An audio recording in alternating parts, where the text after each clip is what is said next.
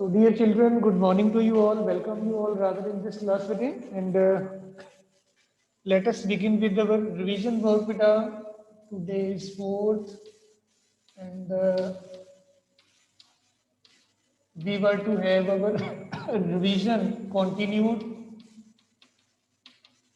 And beta, regarding the revision, I have to start with beta force and laws of motion chapter. I will be revising you today. And after that, we will be shifting to our first chapter, that is motion, equations of motion वगैरह उसमें derive करेंगे first chapter में. Presently we are focusing upon with force and laws of motion. Done ma'am, done. हाँ जी ma'am. Force and laws of motion.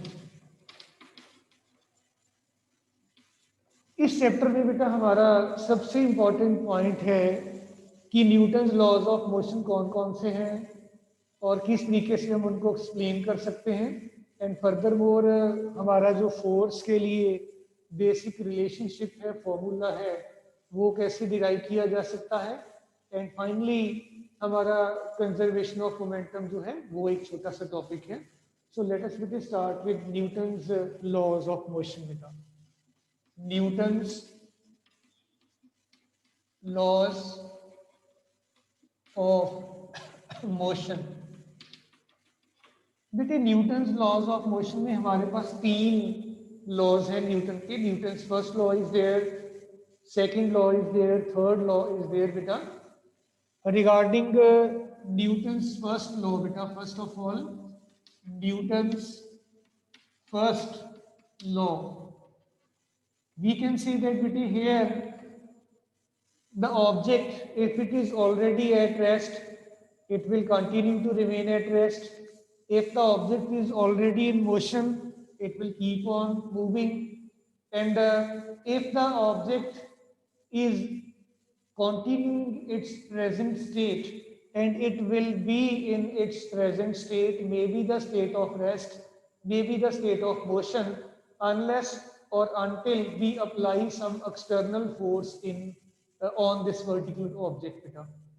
So according to Newton's first law, we can say that beta, an object continues its present state. This state may be of rest or may be of motion. An object continues its present state unless or until some external force is applied on it. This is also sometimes known as law of inertia, because in the case of inertia, once again we will be saying same thing, that an object, if it is at rest beta, it will continue its present state of rest. If it is in motion, it will try to maintain its state of motion. If the object is possessing some particular direction during motion, we will say that it will try to continue to move in that particular direction. So these all result into the inertia of rest, inertia of motion, and inertia of direction. Dear children, after this discussion, we have the concept of beta Newton's second law. Beta, let me take into account Newton's second law. बेटे before we begin with Newton's second law, हमें ये चीज़ ज़रूरी पता होनी चाहिए कि momentum क्या होता है और इसके यूनिट्स वगैरह क्या हैं. लेट अस बेटे focus upon the term momentum. बेटे मोमेंटम जो है, मोमेंटम को हम बेटे स्मॉल पी से डिनोट करते हैं, और उससे भी ज़रूरी बात यह है कि ये एक वेक्टर क्वांटिटी है. स्केलर नहीं है, ये वेक्टर क्वांटिटी है। और मैथमेटिकली जो मोमेंटम p है ये मास और वेलोसिटी के प्रोडक्ट के बराबर है। मास ऑफ द ऑब्जेक्ट और वेलोसिटी ऑफ द ऑब्जेक्ट, जब आप इनको मल्टीप्लाई करोगे आपको मोमेंटम मिल जाएगा। और अगर मैं बेटे यूनिट्स की बात करूं एसआई सिस्टम में, तो मास बेटे किलोग्राम में होता है, वेलोसिटी इज इन मीटर पर सेकेंड। सो इस तरीके से हम बेटे यूनिट्स की भी बात कर सकते हैं। And now I will B defining this momentum briefly, फिर हम बेटे आगे न्यूटन सेकंड लॉ स्टार्ट करते हैं। तो ये कुछ बेसिक बातें थी आपकी न्यूटन सेकंड लॉ से पहले मोमेंटम के बारे में। तो मोमेंटम को डिफाइन कैसे किया जा सकता है बेटा? मोमेंटम जो है, momentum is defined as the quantity of motion contained in a body। किसी भी बॉडी में मोशन की कितनी क्वांटिटी कंटेन्ड है, इसी चीज को मोमेंटम बोला जाता है बेटा। और ये आपका मास और वेलोसिटी के प्रोडक्ट के बराबर है। इसमें भी हमने कोई हमारा पॉइंट जो है नहीं। तो ये आपका मोमेंटम के regarding brief and basic discussion बेटा। इसके बाद बेटे let me directly come up with Newton second law of motion. और सेकंड लॉ ऑफ मोशन जो है, इसकी हेल्प से हम कैसे जो डिफरेंट हमारी इक्वेशंस हैं फोर्स के रिगार्डिंग, उनको डिराइव कर पाएंगे। आइए बेटे फोकस करें Newton second law of motion क्या है। इट बेटा states that the force acting on an object, the force acting on an object is directly proportional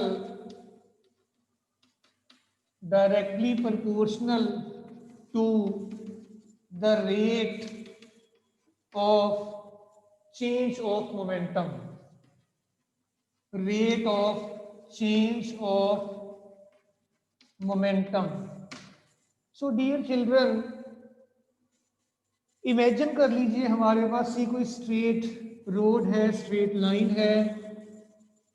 इस स्ट्रेट रोड पे हमने एक, ये टॉय कार की बात हम जनरली किया करते हैं। इमेजिन कर लीजिए ये टॉय कार है और इस टॉय कार का मास स्मॉल m के बराबर इमेजिन किया हमने। अगेन ये टॉय कार इस डायरेक्शन में स्मॉल u स्पीड से मूव कर रही है and let this point be called point A। इस टॉय कार पे एक फोर्स इस तरीके से लगा दी गई है फोर्स। इमेजिन दैट बेटा the force applied on the toy car, let it be equal to F। Due to this force applied on the toy car, जो टॉय कार है ये बेटा कुछ इस तरीके से अपनी वेलोसिटी को चेंज कर लेता है and let it reaches at point B। और इसने S के बराबर का डिस्टेंस कवर किया A से B तक, और A से B तक पहुंचते पहुंचते इसको T के बराबर टाइम जो है ये लग गया है। ये हमने इमेजिन किया। इस टॉय कार का मोमेंटम बिगिनिंग में initially I will be calling it as PI, mass into velocity के बराबर होगा, इनिशियल वेलोसिटी के बराबर। ऐसे ही मोमेंटम फाइनली जो होगा P final, it will be equal to mass into velocity at the final stage, at the end. Now बेटे dear students, जैसे स्टेटमेंट पार्ट आपको कहता है कि अगर आप फोर्स मेजर करना चाहें कि आपके ऑब्जेक्ट पे कितनी फोर्स एक्ट कर रही है, जो आपने एक्सटर्नल फोर्स अप्लाई की है, तो that force is directly dependent upon the rate of change of momentum. So बच्चों, force applied F, this is directly dependent upon change in the momentum.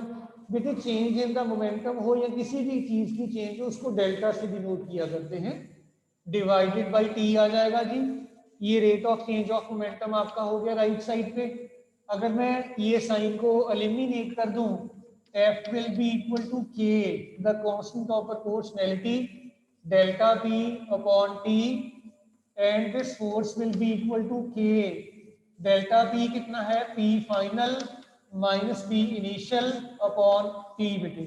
ये चेंज इन द मोमेंटम है आपके पास यहाँ पे।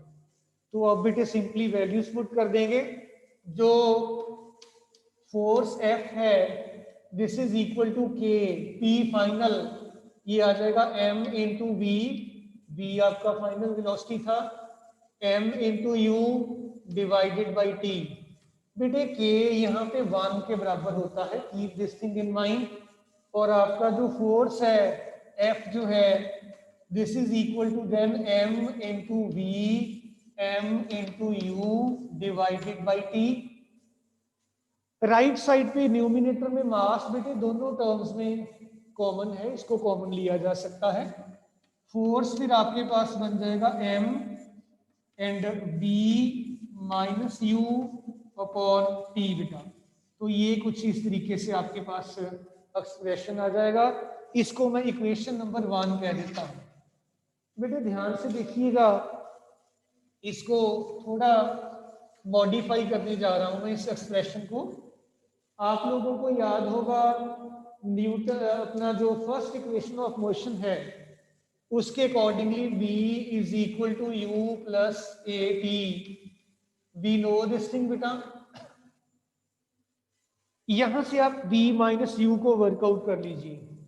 v minus u this is equal to a t, t को adjust करिए denominator में, v minus u upon t this is equal to a. ये a की वैल्यू यहाँ पे आप पुट कर सकते हो, आपको फोर्स मिल जाएगा। So dear children, when I will be substituting for this force I will say that I will have this force F to be equal to mass into the acceleration. तो ये हमारा बेटे आउटकम है, result है Newton second law का। Newton second law से हमने adjustment करके ये सारे का सारा अपना रिजल्ट डेवलप कर लिया है। अब बच्चों ये कंप्लीट करने के बाद आपके पास सबसे बात जरूरी आ जाती है कि हमारे फोर्स के यूनिट्स कौन कौन से हैं, हम कौन से यूनिट्स में फोर्स को मेजर कर सकते हैं बेटा।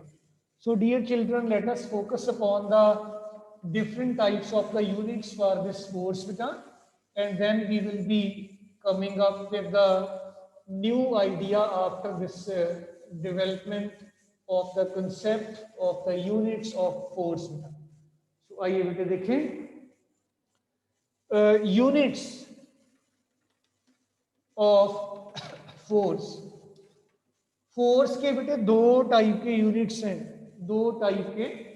पहला टाइप है हमारे पास बेटे एब्सोल्यूट यूनिट्स,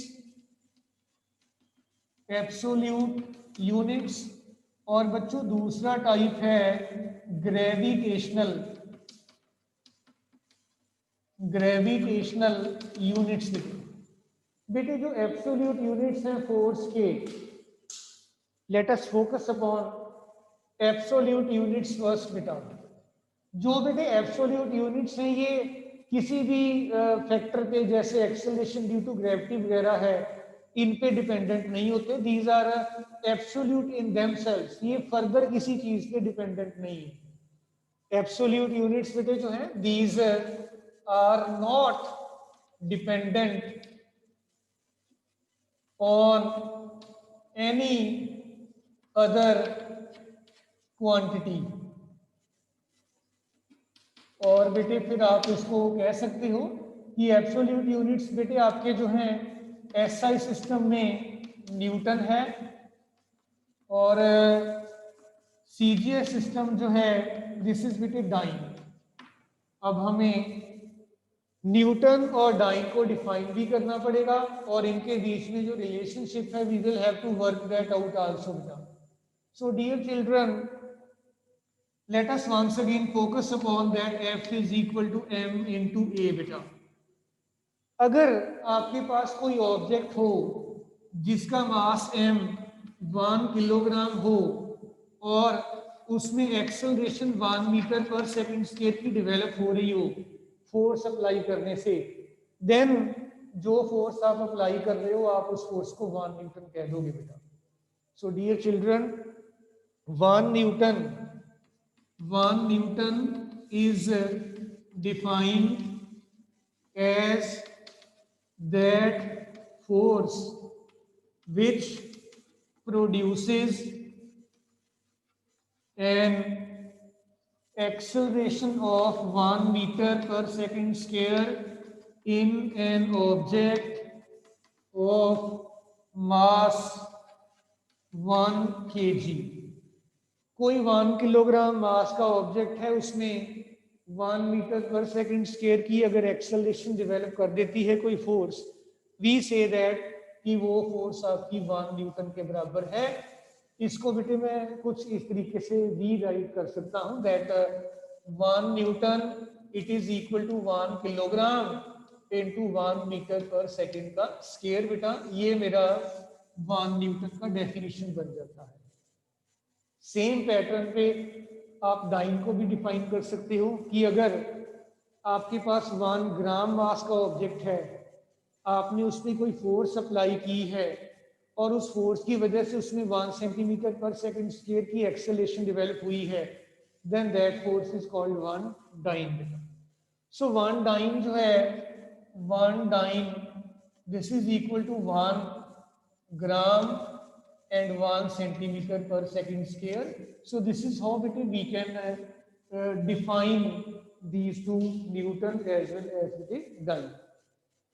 बहुत बार बेटे एग्जामिनेशन में आपको इन दोनों के बीच में जो इंटर रिलेशनशिप है उस रिलेशनशिप को निकालने के लिए कहा जाता है कि न्यूटन और डाइन कैसे रिलेटेड है। Let us try to focus upon that idea also बेटा।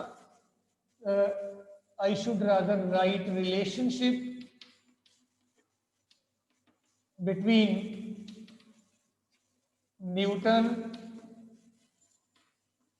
and dyne. डाइन और न्यूटन कैसे रिलेटेड है? 1 Newton this is equal to 1 kilogram into 1 metre पर सेकंड स्क्वायर।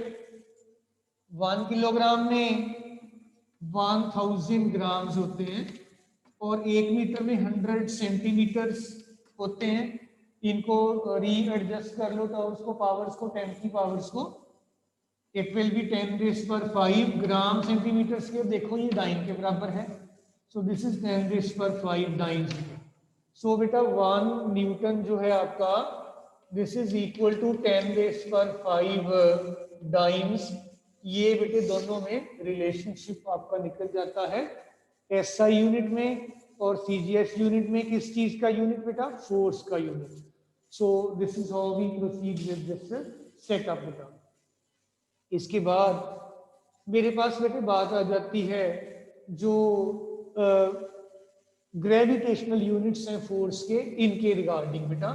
आइए देखें ग्रेविटेशनल यूनिट्स फोर्स के कौन से हैं और किस तरीके से हम इनको डिफाइन कर सकते हैं, और अगर इनमें कोई रिलेशनशिप है तो उस रिलेशनशिप को हम किस तरीके से बेटा जो है मैनेज कर सकते हैं। Let us try to focus upon this concept बेटा। वी हैव फर्दरमोर से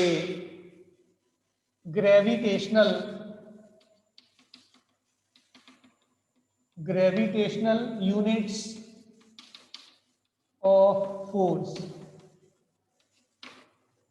इसमें बेटे जो ग्रेविटेशनल यूनिट्स हैं, जैसे नाम से ही थोड़ा सा हमें आइडिया हो जाता है, these are dependent upon acceleration due to gravity.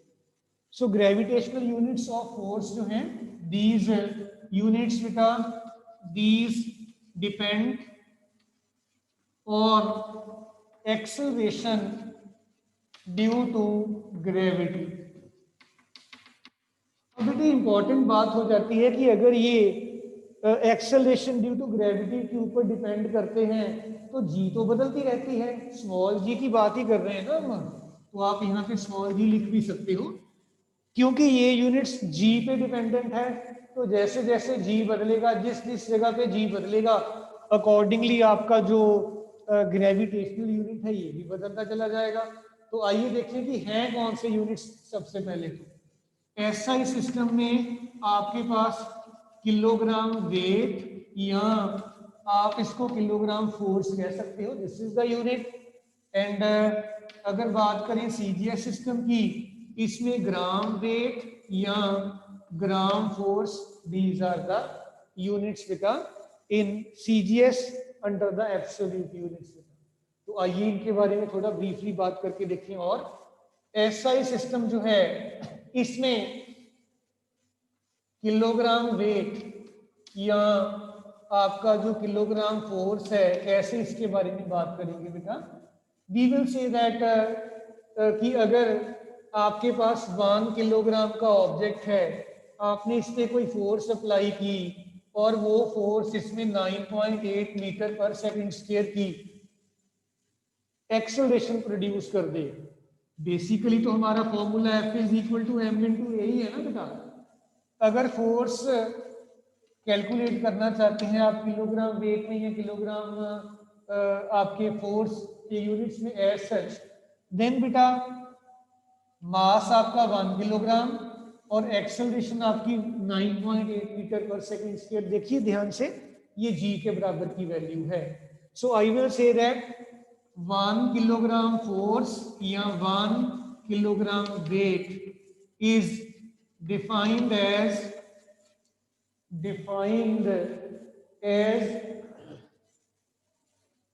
that force which produces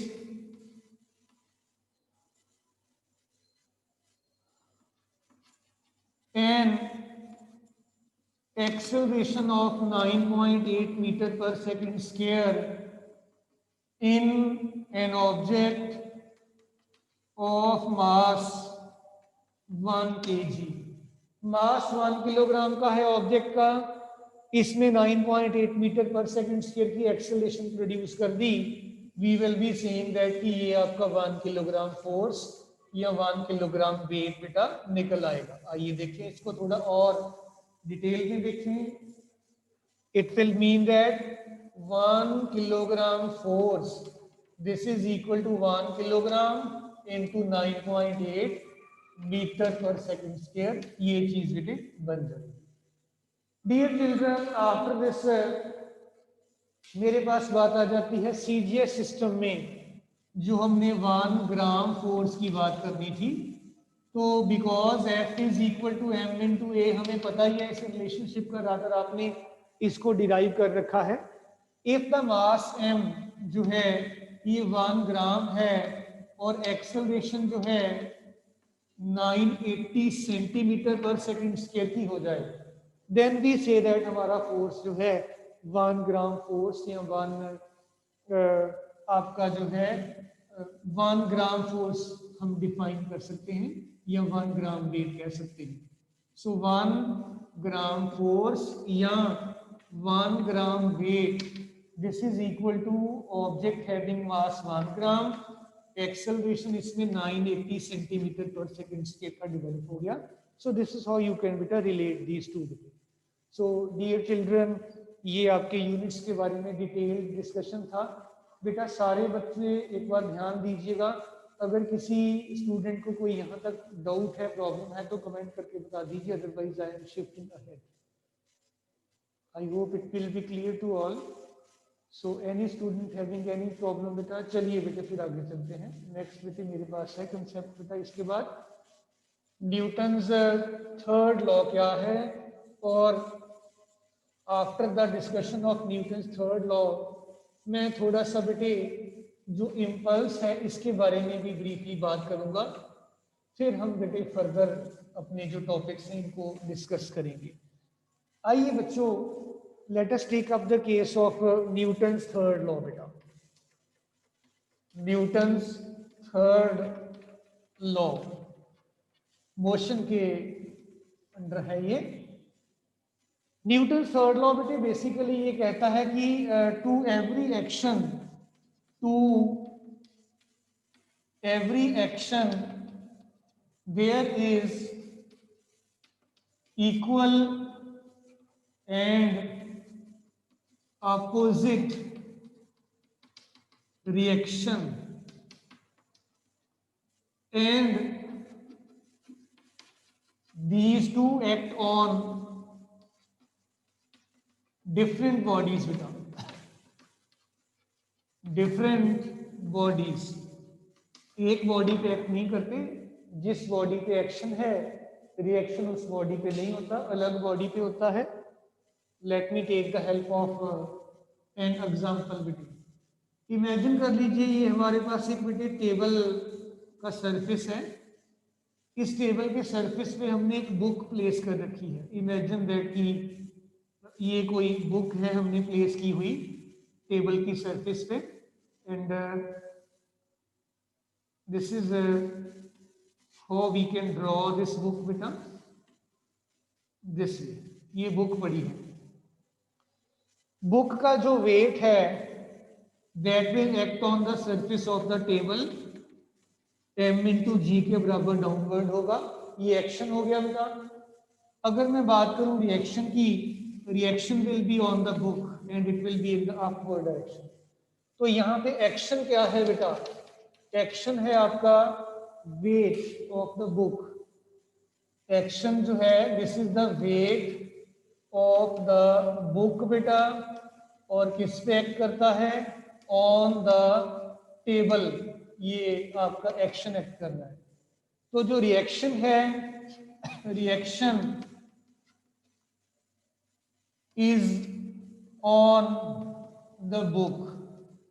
तो ये दोनों अपोजिट हो गए बेटा। और more over action and reaction क्योंकि अपोजिट हैं और ये अलग अलग बॉडीज पे एक्ट कर रहे हैं, that is why they never cancel out each others effect बेटा। एक्शन जो है वो रिएक्शन को कैंसल आउट नहीं करेगा क्योंकि ये दोनों ही डिफरेंट बॉडीज पे एक्ट करते हैं। नो डाउट बराबर हैं, बट ये जो बॉडीज पे एक्ट कर रहे हैं वो अलग बॉडीज हैं।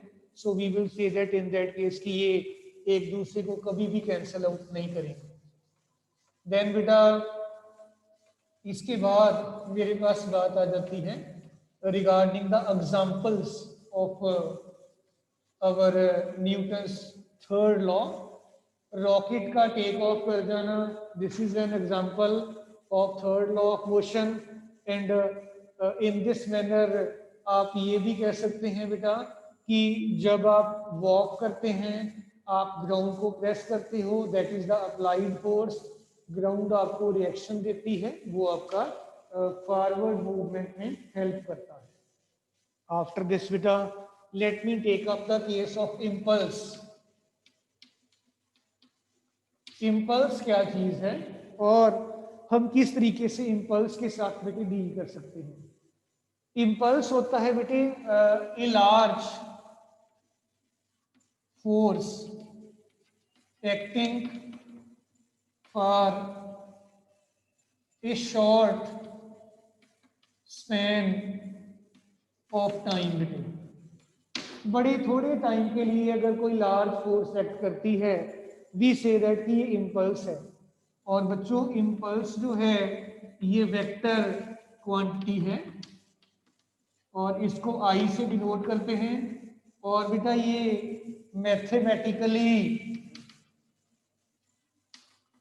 मैथमेटिकली इम्पल्स जो है this is equal to force multiplied by time. Force और टाइम के प्रोडक्ट के बराबर होता है बेटे dear children impulse. So let me continue with this discussion ahead बेटा। इसमें देखो बेटे आपने अभी अभी बात की थी न्यूटन सेकंड लॉ में कि जो फोर्स है ये आपका m into v minus m into u upon t के बराबर था। आपने ये रिलेशनशिप न्यूटन सेकंड लॉ में डिस्कस कर रखा है ऑलरेडी। अब बेटे मैं क्या कर रहा हूं कि ये जो टाइम डिनोमिनेटर में है इसको मैं शिफ्ट करके लेफ्ट साइड पे ले आता हूं। I will have force multiplied by time this is equal to m into v minus m into u. बेटा m इंटू वी आपका फाइनल मोमेंटम है, ये इनिशियल मोमेंटम है, और आपने f इंटू टी को देखिए इम्पल्स बोला है ये। सो आपका जो इम्पल्स है नो डाउट ये फोर्स इंटू टाइम के बराबर तो है ही है, और साथ ही साथ ये आपका final momentum minus initial momentum के बराबर भी हो गया। और मैं ये कह सकता हूं कि जो इम्पल्स है, इम्पल्स जो है this is equal to change in the momentum. तो ये रिलेशनशिप को याद रखिए कि जो इम्पल्स आई है दिस इज इक्वल टू बेटा p final, final momentum minus p initial. So this is how we can relate impulse with the momentum. Then after taking this into account, we will have to shift to the new idea, that is with a momentum conservation or principle of conservation of momentum. Let me discuss this topic a little bit in detail. We have some time left with us still. Let us have the concept of conservation of momentum. Let me discuss this topic with the principle of conservation of momentum. Principle of conservation of momentum.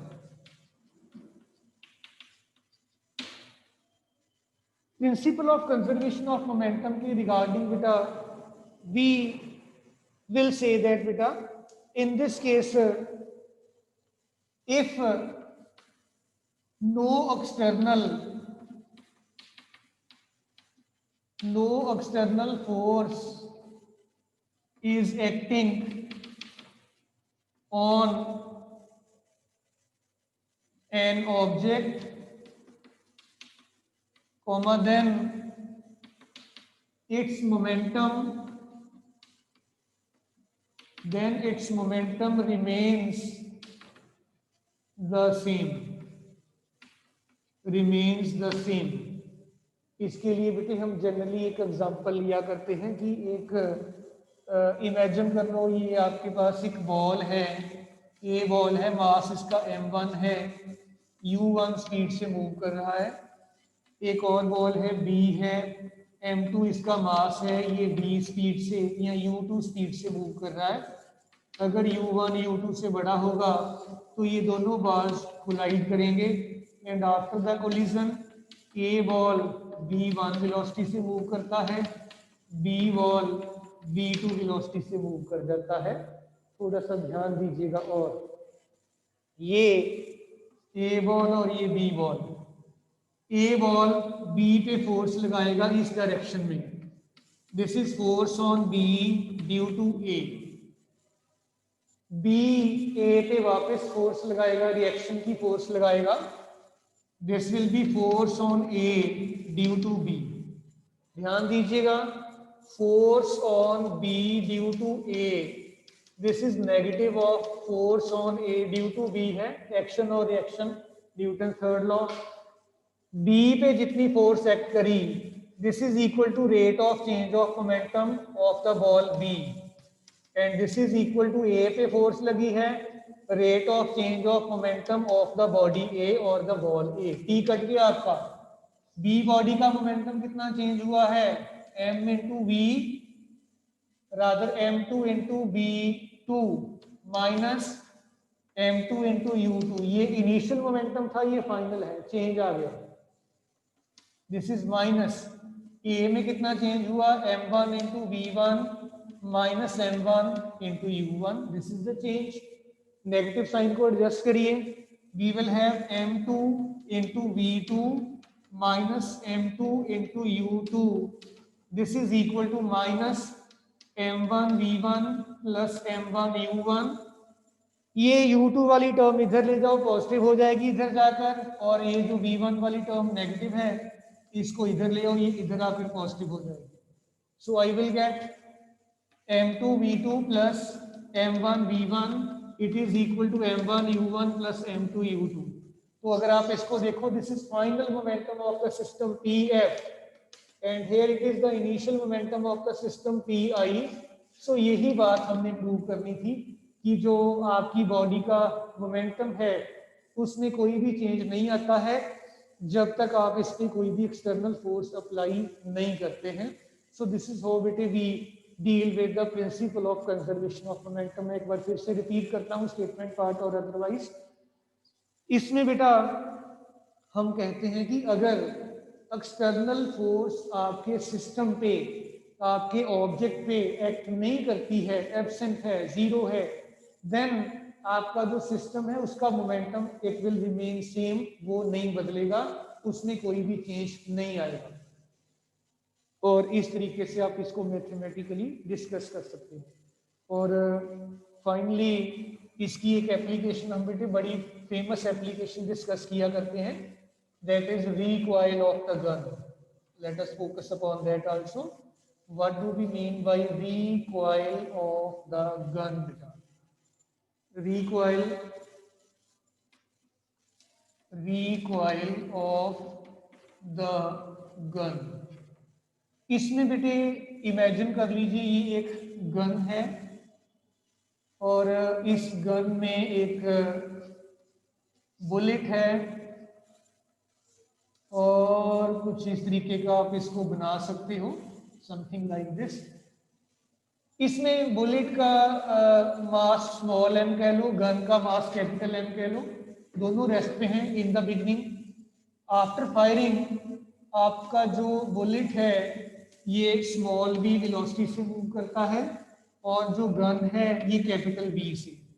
I mean to say that initial momentum zero है क्योंकि rest पे हैं दोनों चीजें आपकी, और final momentum जो है ये गन का मास इनटू वेलोसिटी, ये बुलेट का मास इनटू वेलोसिटी। आपने ट्रिगर को जब प्रेस किया है, आपने स्प्रिंग को जस्ट डिस्प्लेस किया है, आपने फोर्स नहीं अप्लाई किया, तो इट विल मीन दैट कि आपका इनिशियल और फाइनल मोमेंटम इक्वेट कर दिया जाना चाहिए क्योंकि कोई एक्सटर्नल फोर्स एक्ट नहीं कर रहा। This is equal to zero, तो रिकॉइल वेलोसिटी बन गई minus m b upon capital M. इसको मैं रीराइट करता हूँ टॉप पे और थोड़ा इसके बारे में और बात करूंगा। Recoil velocity v minus m b upon M के बराबर है। नेगेटिव साइन इंडिकेट करता है कि कैपिटल V स्मॉल v के उल्टी डायरेक्शन में है। स्मॉल v क्या था? वेलोसिटी ऑफ द बुलेट, तो कैपिटल V फिर क्या बन गया? Velocity of the gun. इसका मतलब है जिस तरफ बुलेट गया है और गन का मूवमेंट उसके अपोजिट डायरेक्शन में होगा, इसीलिए इसको रिकॉइल कहते हैं। गन जो है that always kicks in the backward direction. और यहाँ पे आपको बेटे थोड़ा और इंडिकेट कर दूं कि जो सोल्जर्स हैं और जो आर्म फोर्सेस में जितने भी पर्सन्स हैं गन्स को ऑपरेट करते हैं, उनको ट्रेनिंग दिया जाता है कि they are to hold the gun tightly with their shoulders, because उससे क्या होगा, उनकी बॉडी का जो मास है वो गन के मास में एड अप हो जाएगा और recoil velocity in the backward direction जो है that will become very very very very less beta। so इससे क्या होता है कि जो पर्सन है उसको इंजरीज नहीं होती है बेटा। so with this already thank you all, well has gone now beta, we will be meeting tomorrow, thank you all।